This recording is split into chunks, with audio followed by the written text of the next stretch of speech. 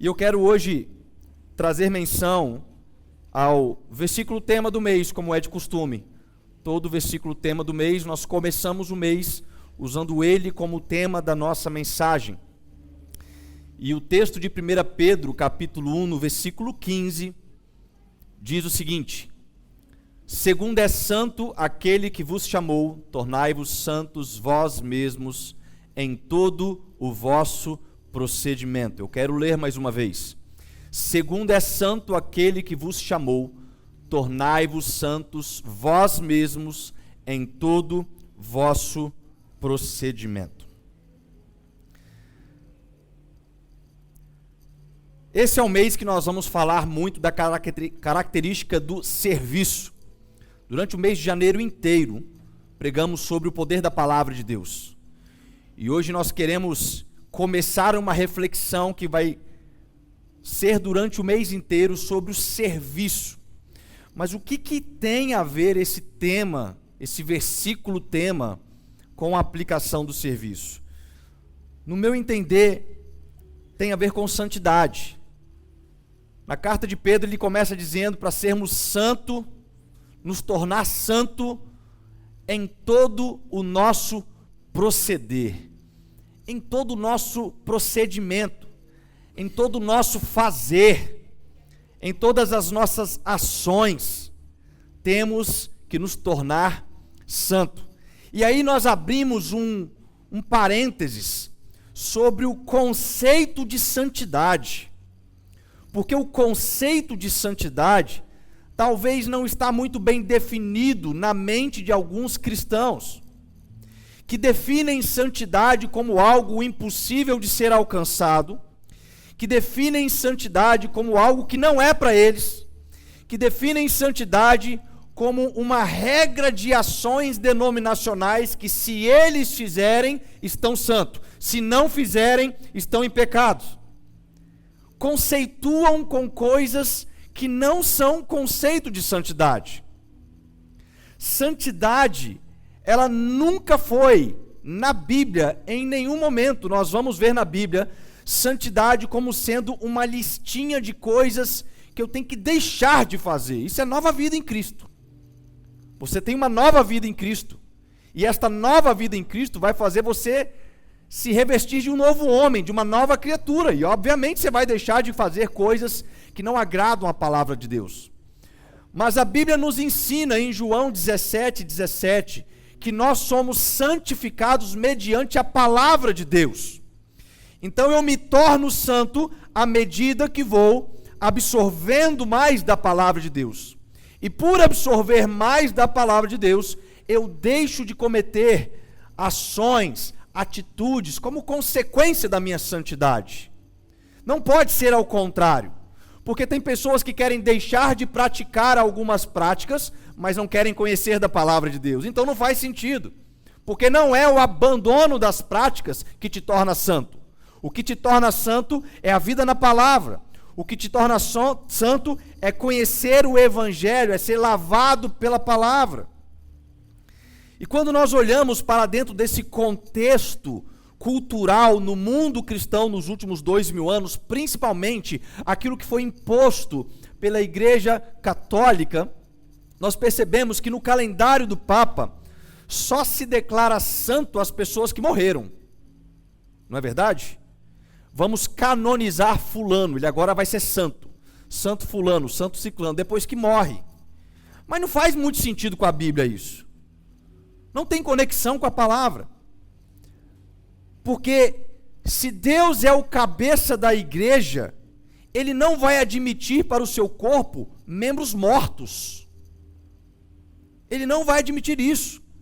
Na própria carta de Pedro, ele fala que nós somos pedras vivas, que edificam a casa de Deus. Pedras que têm uma função na sua complexidade humana, com todas as nossas diferenças, com todas as nossas muitas divergências, nós temos propósitos específicos na nossa função humana dentro do corpo vivo de Cristo. Porque o corpo de Cristo ele é vivo. Ele é um corpo eterno, ele é um corpo uno.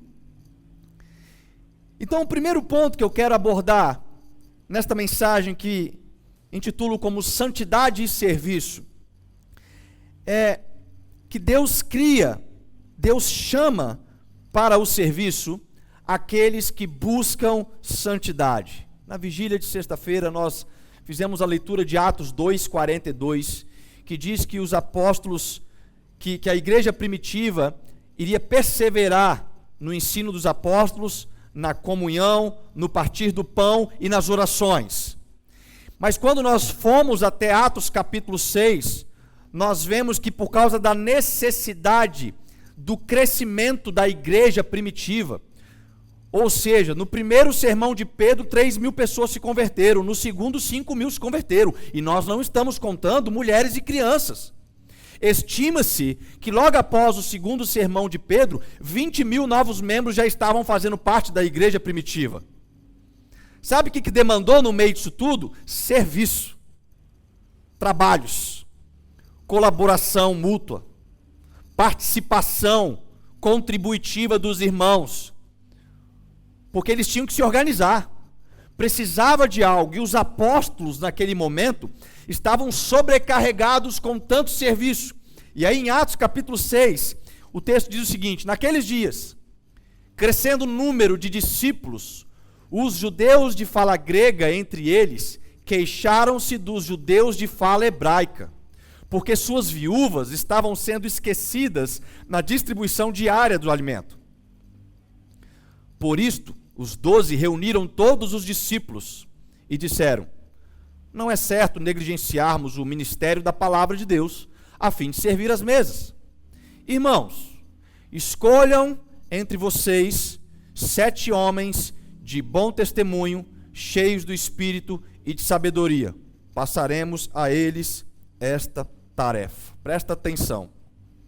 Houve um filtro. Existia um pré-requisito. Os apóstolos falaram o seguinte: vamos puxar o currículo dos irmãos, esses que se converteram ultimamente, mas que de fato nós possamos averiguar e validar que eles são homens de bom testemunho, cheios do Espírito e de sabedoria. Eles não perguntaram se esses irmãos eram bom comídias. Eles não perguntaram se esses irmãos eram bons em recursos humanos. Eles não perguntaram questões técnicas da qualidade que um ser humano pode oferecer no gerenciamento de pessoas, na distribuição de serviço, porque é óbvio que estes 7 que se tornaram os primeiros 7 diáconos não foram quem pegaram os alimentos e distribuíram para 20.000 pessoas, irmãos. Eles montaram equipes de trabalho. 7 pessoas não sustentam 20.000. Eles montaram equipes de colaboradores e organizaram equipes, distribuíram tarefas, delegaram tarefas, mas os pré-requisitos para que eles fossem chamados pelos apóstolos a tomarem posse dessas atividades, desse serviço, não foram as suas qualidades técnicas, mas as suas qualidades espirituais. Homens de bom testemunho, homens cheios do Espírito Santo de Deus e homens com sabedoria. É incrível isso, né? Porque na maioria das vezes a gente acaba invertendo um pouco as ordens. A gente percebe que uma pessoa chega até nós com talentos. Isso é maravilhoso. Deus tem uma função para o seu talento, Deus tem uma função para o seu dom. Seja ele qual for, Deus tem interesse nisso. Mas ele não pode vir desacompanhado de ser cheio do Espírito Santo de Deus, de ter um bom testemunho no mercado, na praça, na nossa vizinhança, e de também termos sabedoria. Não é inteligência, é sabedoria, são coisas distintas. Quando nós olhamos para isso e separamos esses 3 pontos daquilo que Deus nos mostra, olha só, eu quero pessoas para servir, mas para servir, elas têm que ser cheias do Espírito Santo. Se eu sou cheio do Espírito Santo, eu estou no caminho de santidade. Se eu transbordo do Espírito Santo, é porque eu tenho santidade. Não porque eu deixo de fazer algumas questões que não agradam a Deus, mas porque eu me revisto da palavra do Evangelho, porque eu cultivo a palavra de Deus na minha vida, porque eu quero que Ele, aquele que me chamou, também me santifique. E eu permito viver o processo de santificação mediante a palavra. E isto é feito na contribuição do serviço. Quanto mais eu sirvo as responsabilidades espirituais que estão sobre mim, mais responsável em buscar santidade pela palavra de Deus eu me sinto. É um processo conectado, não dá para divorciar. Então Deus chama para o serviço aqueles que buscam santidade, mas isso responde uma pergunta ao contrário. Por que tem muitos que não servem?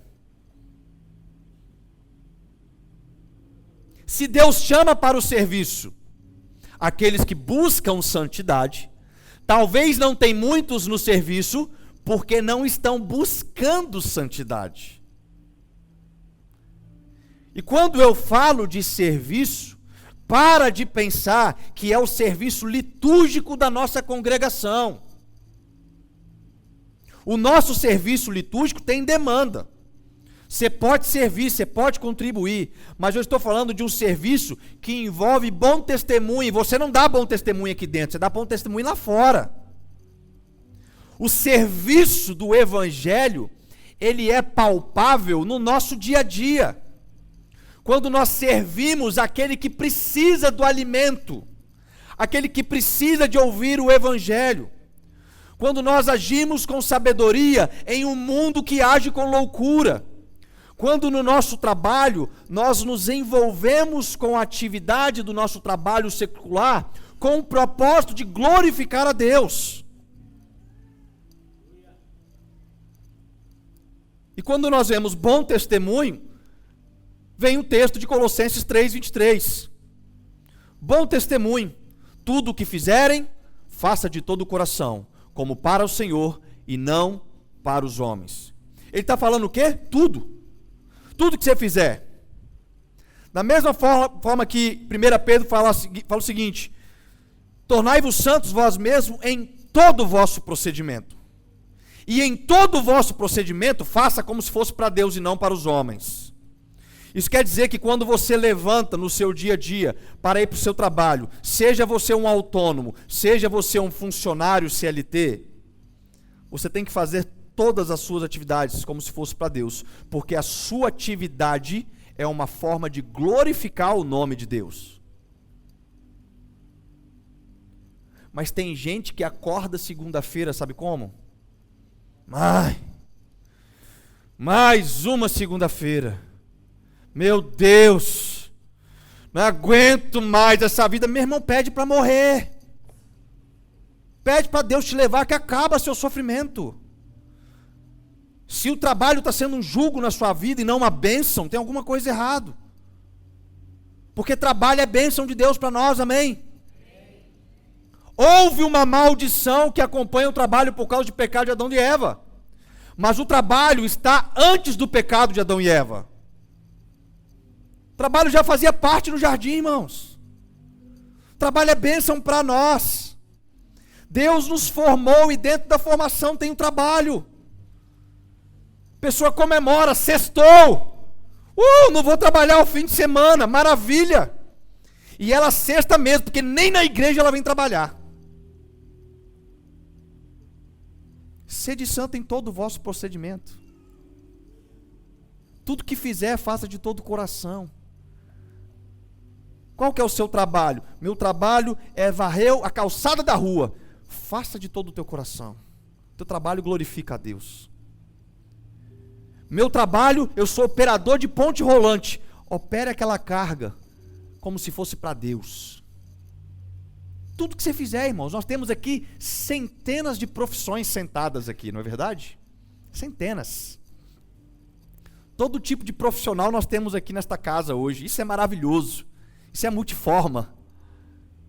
Temos aqui professores, advogados, temos médicos, temos dentistas, temos faxineiros, temos de tudo. Tem de tudo aqui dentro dessa casa.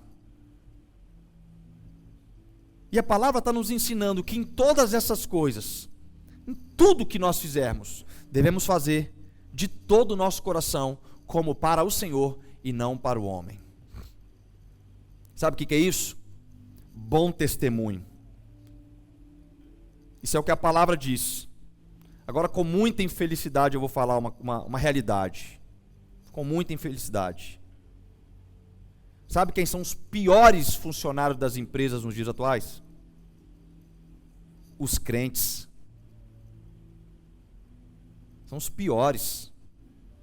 É com tristeza que eu falo isso.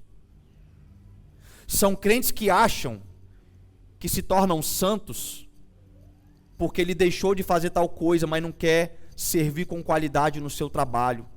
Ele acha que o trabalho é uma maldição na vida dele. Ele acha que ele não prospera porque ele merece sofrer por causa do pecado que ele cometeu. É uma bagunça. E aí, infelizmente, é isso. Os crentes não estão dando bom testemunho lá fora. Aí chega no domingo, tem muitos que querem oportunidades, né? Eu vou lá, porque aí na igreja eu estou santo. Não pequei essa semana. Eu não fumei, eu não bebi, eu não fiz isso, eu tô bem. Vou lá na igreja, vou cantar uma música, vou cantar um hino. Hino é hino, vou cantar um hino. Está confundindo todas as coisas. Santidade está vinculado com o processo, com aquilo que nós fazemos na nossa vida. E tudo que nós fazemos, temos que fazer como se fosse para Deus. A pergunta é, será que Deus aceita o final do seu dia como um trabalho pago? Será que Deus olha para o seu turno de trabalho do dia, seja ele qual for, do mais simples ao mais complexo? Será que Deus olha para você e fala assim, como eu me agrado deste meu filho, que se entrega com tanto zelo no trabalho dele.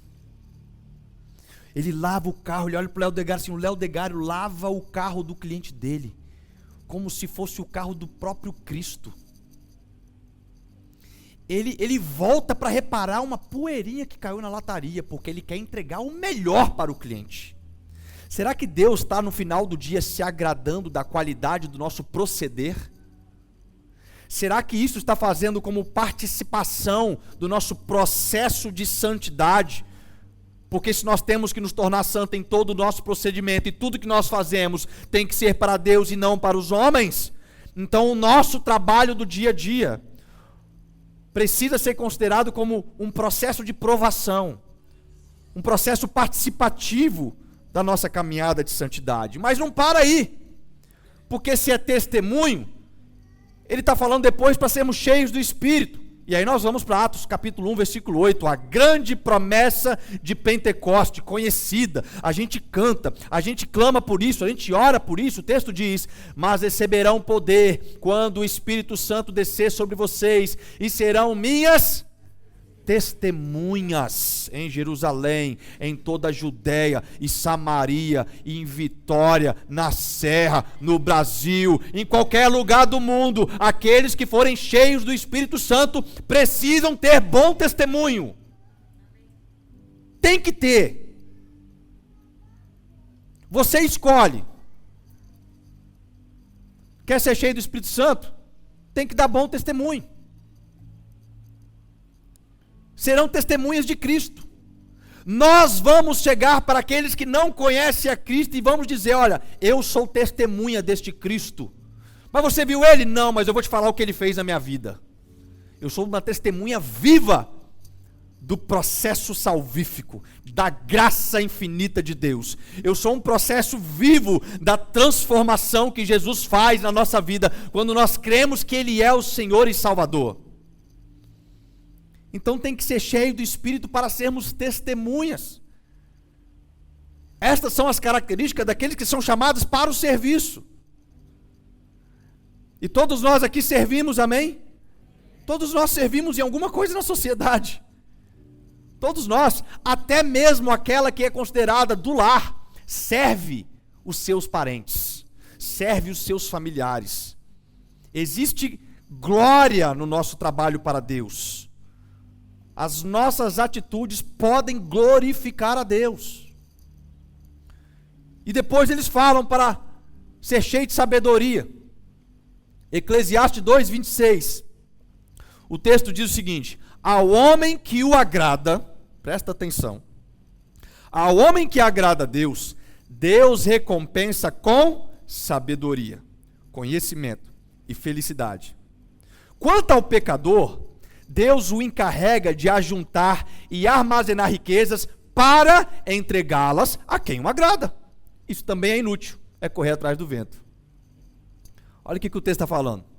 Se você agrada a Deus no seu processo do dia a dia, com obras de bom testemunho, como alguém que serve, fazendo todas as coisas como se fosse para Deus, e Deus se agrada, Deus derrama também sobre você sabedoria. E aí ele pega o pecador, faz o pecador ficar rico, para essa riqueza ser entregue a você. Você está entendendo isso, irmãos? Tem gente que fala, não, mas eu preciso correr atrás do dinheiro. Seu pecador, para de correr atrás do dinheiro. Faz o dinheiro correr atrás de você. Faz o dinheiro te perseguir, porque você vai ser uma pessoa de tão bom testemunho, de tanta sabedoria, sabe? Você vai ser uma pessoa cheia do Espírito Santo, que ainda que você trabalhe pouco no seu trabalho do dia a dia, Deus vai te prosperar. Deixa eu te contar um testemunho pessoal. Antes de me tornar pastor integral, no último ano, depois que fechei a minha empresa, eu tinha uma dívida, e eu tinha 20 e poucos funcionários, comecei a trabalhar sozinho. Eu tinha uma despesa fixa de 70 mil por mês, passei a ter uma despesa fixa de R$700 por mês. Fui trabalhar sozinho num galpão, com uma máquina que eu operava. Mas naquele processo eu falei com Deus assim, Deus, eu estou cansado disso. Eu estou cansado. Eu não quero saber qual vai ser o resultado. Mas está aqui George, que é testemunha disso, que participou. Eu falei assim, eu não vou trabalhar nem segunda nem quarta-feira. Segunda-feira eu vou servir nos projetos sociais e quarta-feira eu vou ficar o dia me dedicando à palavra para pregar à noite. George ficava bravo comigo, que ele tinha serviço para fazer às vezes lá, e falava, rapaz, trabalha aí para ele. Eu falei, George, não vou trabalhar, cara. Quarta-feira eu vou me dedicar ao Senhor. Sabe qual a moral da história, irmãos? 3 dias na semana que eu trabalhava, me dava mais sustento do que se eu tivesse trabalhado todos os dias. Porque eu resolvi fazer tudo para Deus. Eu não estou falando para você parar amanhã de trabalhar no seu trabalho para ficar se dedicando à palavra. Não, não é isso não. Isso foi a minha experiência, porque eu sou chamado para o ministério integral.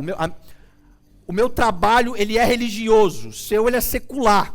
Mas todos nós servimos a Deus. Você entende a diferença disso? Todos servimos a Deus.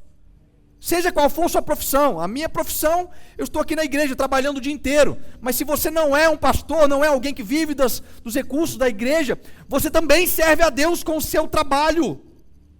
Então cabe a você tomar as decisões, se você vai fazer isso com qualidade em Deus. Faz a experiência. Deus, cada serviço que eu fizer, cada atividade, eu vou fazer como se fosse o próprio Jesus Cristo sentado na minha frente, como meu cliente, seja lá qual for a sua atividade. O segundo ponto, irmãos, é que Deus, ele é glorificado por meio do nosso trabalho. Em João capítulo 5:17, quando um homem foi curado no dia de sábado, e Jesus foi interrogado por aquilo, porque aquele homem foi testemunhar, e perguntaram, mas como você foi curado? E ele fala da história toda, e então vão interrogar Jesus. E Jesus responde assim, ué, mas meu pai continua trabalhando até hoje, e eu também estou trabalhando.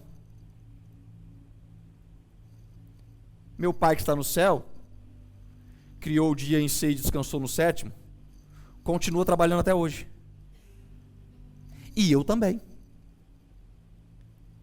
Então, se trabalhar no sábado vai glorificar a Deus, eu vou trabalhar no sábado. Jesus cura o enfermo no sábado. Os judeus ficaram loucos. Ficaram desesperados. E aí a gente vem com aquela mentalidade. A mentalidade que o trabalho não é uma bênção para nós. Que o serviço não é bênção para nós. Mas quando nós olhamos para a criação em Gênesis, que nem eu vou ler essa letra. Aqui eu vou ler. Gênesis capítulo 1, no verso 26 ao 28. Então disse Deus, façamos o homem à nossa imagem, conforme a nossa semelhança. Domine ele sobre os peixes do mar, sobre as aves do céu, sobre os animais grandes de toda a terra e sobre todos os pequenos animais que se movem rente ao chão. Criou Deus o homem à sua imagem, a imagem de Deus o criou, homem e mulher os criou. Deus os abençoou e lhes disse: sejam férteis e multipliquem-se, encham e subjuguem a terra, dominem sobre os peixes do mar, sobre as aves do céu e sobre todos os animais que se movem pela terra. Quando Deus criou o homem, Deus falou uma coisa para o homem assim, ó: trabalhe, governe, domine, lidere, multiplique. Vai dar nome para todos os animais. Eu quero todo mundo com nome aqui, nesse jardim. Tem muito bicho. Vai dar nome para todos os animais. Você já parou para pensar quanto tempo Adão demorou para nomear todos os animais? E que criatividade, né? Quantos animais? E ele nomeou todos. E governou sobre todos. E dominou sobre todos. O trabalho está presente desde a criação.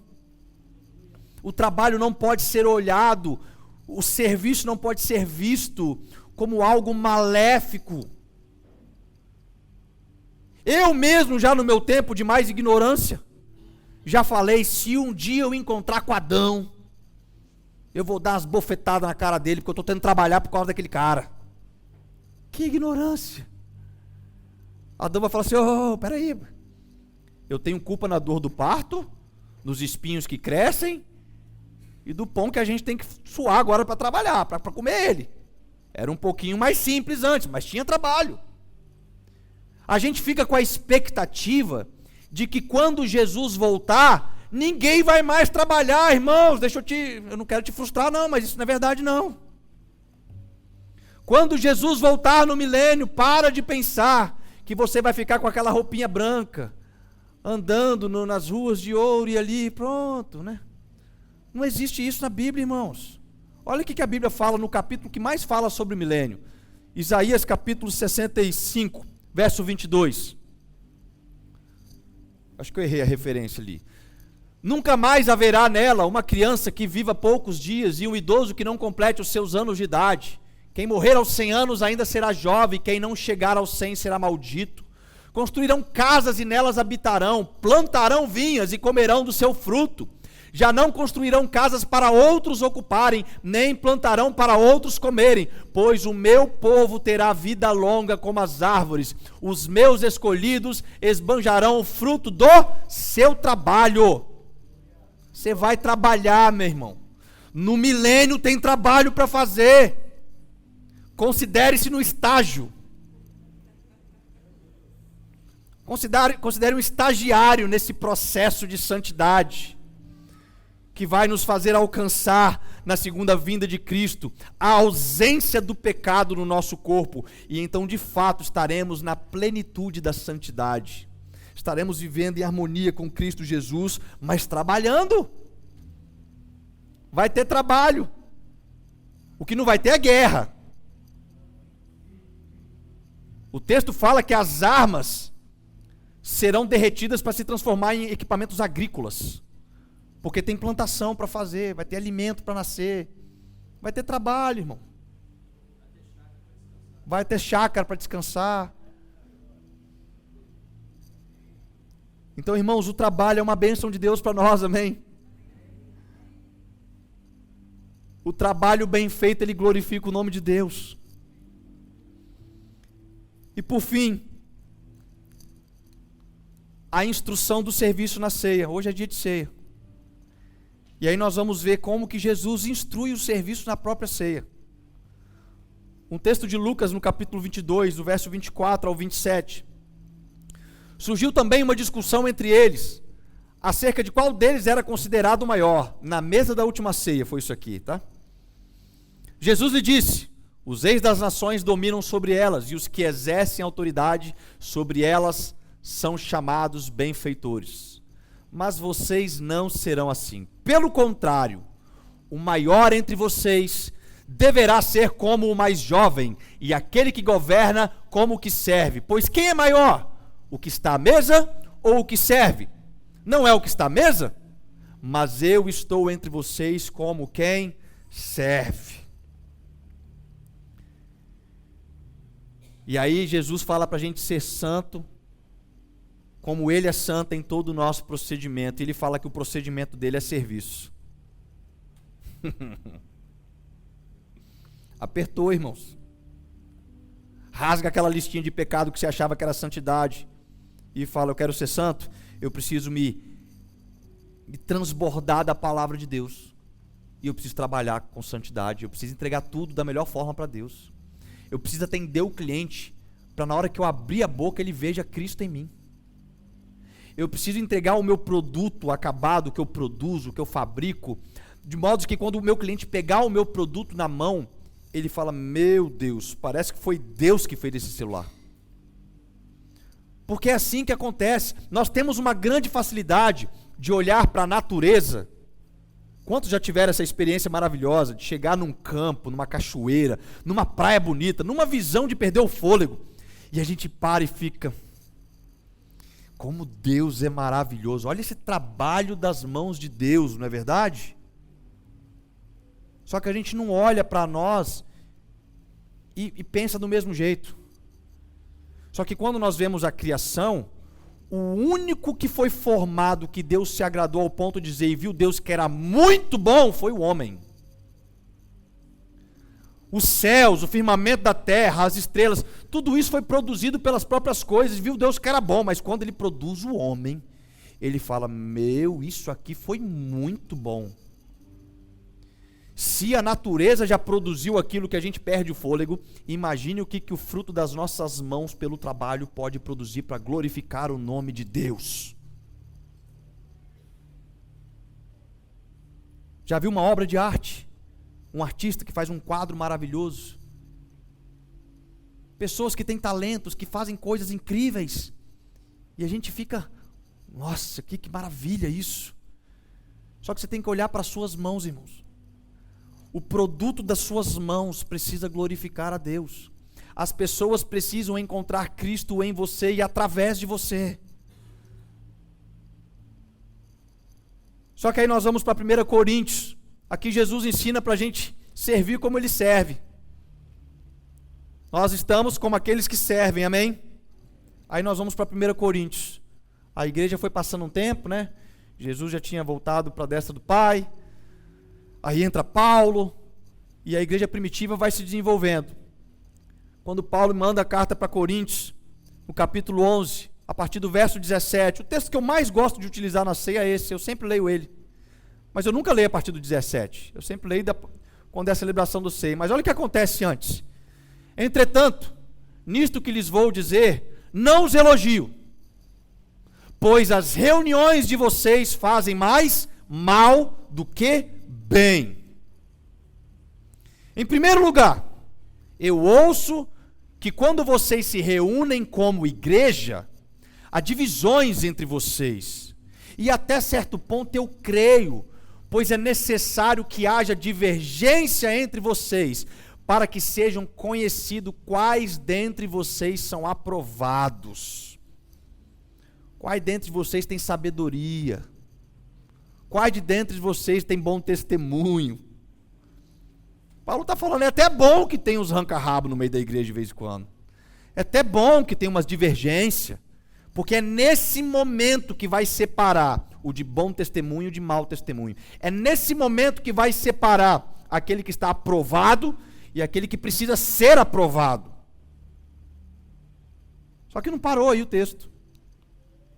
Quando vocês se reúnem, não é para comer a ceia do Senhor, porque cada um come sua própria ceia sem esperar pelos outros. Assim, enquanto um fica com fome, outro se embriaga. Será que vocês não têm casa onde comer e beber? Ou desprezam a igreja de Deus e humilham os que nada têm? Que lhes direi? Eu os elogiarei por isso? Certamente que não. Em outras palavras, Paulo está dizendo assim: olha, vocês se reúnem para partir o pão, para servir a mesa, mas ao invés de servir uns aos outros, vocês comem antes, de modo que alguns pecam com glutonaria e outros pecam com a embriaguez, que era vinho que eles tomavam na ceia lá. Aí o cara se embriagava, e Paulo falou assim: vocês estão tudo errado, O culto de vocês está fazendo mais mal do que bem. Para de fazer o culto. Fecha a porta dessa igreja primitiva desse jeito. Para com isso. Que loucura é essa que vocês estão fazendo? E aí Paulo começa a ter essa preocupação. Alguns chegavam com seus alimentos, mas olhava, tinha um escravo. O escravo do fulano, que está aqui agora na igreja primitiva, se converteu ao evangelho, né? Esse cara não vai comer esse frango que eu preparei aqui não, meu. Eu vou comer esse frango rápido. Isso faz parte da natureza pecaminosa, irmãos. Lembra quando você era criança, você tinha aquele pacote de biscoito, você botava 2 na boca para não dar para o amiguinho? Isso é parte da natureza pecaminosa do homem. Quem nunca comeu rapidinho para não dar para o irmão antes dele pedir? É assim que funciona. E na igreja primitiva estava acontecendo isso. Eles estavam comendo dos alimentos para não dividir com aquele que era mais pobre, trazendo vergonha. E aí o texto continua o seguinte, no verso 27, ele fala da instituição da ceia depois, no verso 27 ele diz: portanto, todo aquele que comer o pão ou beber do cálice do Senhor indignamente será culpado de pecar contra o corpo e o sangue do Senhor. Examine-se cada um a si mesmo, e então coma do pão e beba do cálice, pois quem come e bebe sem discernir o corpo do Senhor, come e bebe para a sua própria condenação. O texto está sendo muito claro. Mais um. Isso. O texto está sendo muito claro. Pois quem come da ceia e bebe da ceia, sem discernir o quê? O corpo, irmãos. É discernir o corpo de Cristo. O que geralmente a gente faz? Deixa eu me avaliar. Deixa eu ver se eu pequei. E a gente fica na sinuca de bico, né? Hoje em dia a gente não distribui a ceia nos bancos mais, a gente já pega ali na entrada. Mas antigamente os diáconos serviam a bandeja, né? E aí, a pessoa, enquanto os diáconos iam servir, a pessoa estava se autoavaliando no entendimento bíblico dela aqui. Deixa eu me discernir. Deixa eu me autoavaliar. Eu pequei essa semana? Eu fiz alguma coisa de errado? Eu pequei? Irmãos, eu preciso pensar, porque se eu pegar a ceia em pecado, eu tomo para a minha própria condenação, e aí eu morro. Mas se eu não pegar a ceia, é a igreja que vai me matar de vergonha. Porque vão ficar sabendo. Fulano não pegou a ceia. E aí ficava aquela briga interna, mas não é isso que está mandando discernir. Ele está falando para você avaliar e discernir se você entende sobre o corpo de Cristo. Corpo é algo com multifunções. É quando você se autoexamina e se responde: aonde eu estou servindo no corpo? Aonde eu faço parte desse corpo? Eu sou alguém que anda no processo de santificação pelo serviço no reino de Deus. E é por isso que ceia não pode ser de posse de igreja. Ceia da igreja denominação, que eu digo. Ceia de Cristo. Você visitar uma outra igreja, você tem que fazer parte do corpo de Cristo, e não daquela igreja. A ordenação da ceia é para quem faz parte do corpo de Cristo. Quando eu fui lá na África, eu tive a alegria de ceiar com os irmãos na África. E quando eu peguei lá o cálice, eu examinei e falei assim: meu Deus, eu tenho participação com esse corpo. Eu sirvo no mesmo corpo que eles. Eu sou alguém que tem contribuído para o reino de Deus. Eu nunca fiz nada na igreja deles lá, a não ser aquela vez que eu fui lá pregar, mas fora isso, não conheci ninguém. Mas quando a gente pegou os elementos, eu olhei para aquele monte de irmão que não tinha coloração nem um pouco igual a minha. E eu falei: nós somos o mesmo corpo. Eu consigo discernir que vocês fazem parte do corpo de Cristo e eu também. Isso é o discernimento do corpo, porque nós servimos no reino de Deus. Então Paulo, ele traz para a gente esse entendimento. E ele continua dizendo no verso seguinte, que é por isso que há entre vocês muitos fracos e doentes, e vários já dormiram.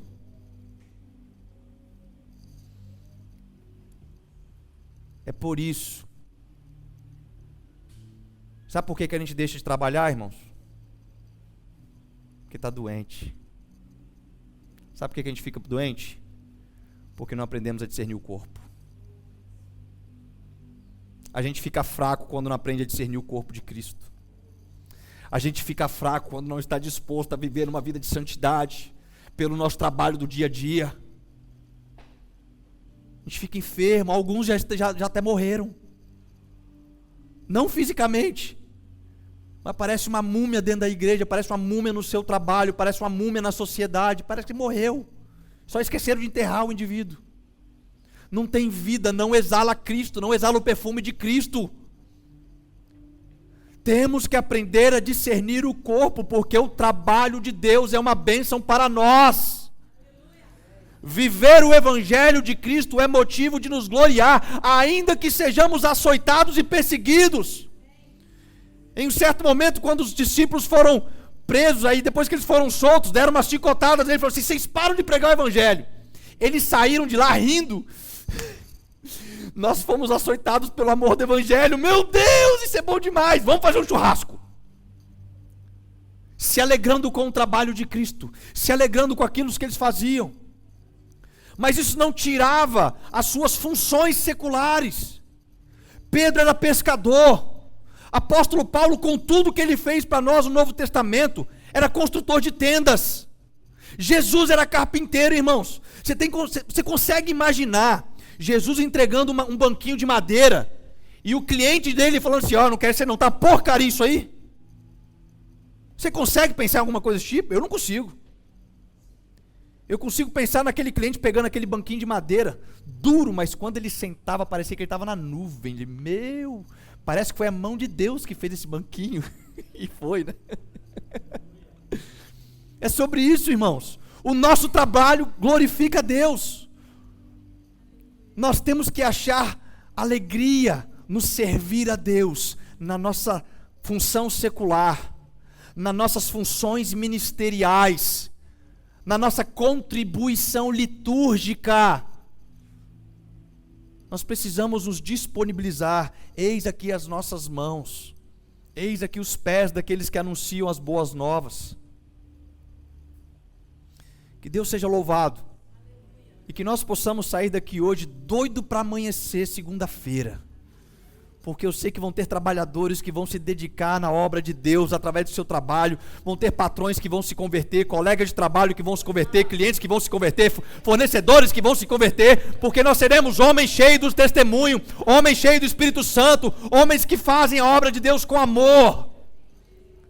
Amém? Vamos colocar de pé.